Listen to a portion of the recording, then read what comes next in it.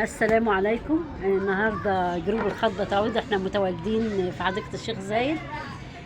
معانا أمنا الجميلة الأستاذة سهير وأختنا الجميلة اللي دايما منورة الجروب. عايزين نسمع منها نصايح اللي جيلنا وشاباتنا الأيام دي، نصيحة للشباب ونصيحة للبنات اللي عايزة تعمر في بيوتها. والله انا نصيحتي للي عايز يعمر بيته يبعد عن النت، سواء راجل سواء بنت.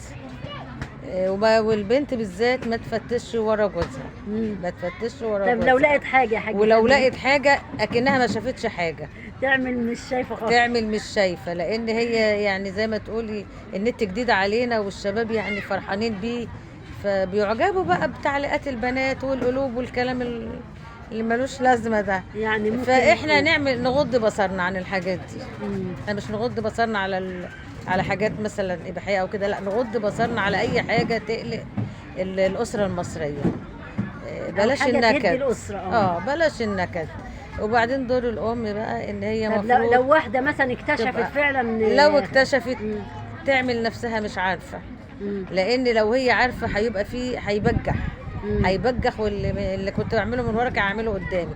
انما طول ما هو عارف ان هي مش عارفه، هيحافظ على الحته دي، ان هو مش هيظهر ان هو بيعمل حاجه غلط. ومن كتر حرصه ومن كتر تعبه عشان يخبي هيسيب الحاجه دي. يعني هتبقى دي سبب رئيسي ان يرجع لمراته، ان هيزهق من الكذب ويزهق من ان يخبي ويزهق ان يعمل. انما لو هي عرفت خلاص الحاجه مباحه، خلاص يا انت يا هي يعني وهيتخرب البيت. يعني ممكن نقول النت ده سبب اساسي في خراب بيوت كتير قوي من الاسر. الام تنصح. الام لازم يكون في حبه حكمه عندنا.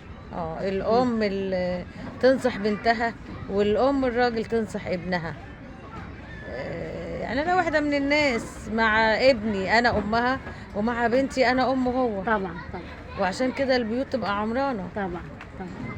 وفي حاجه تانية، احنا بالنسبه برضو للجواز الحاجه غاليه.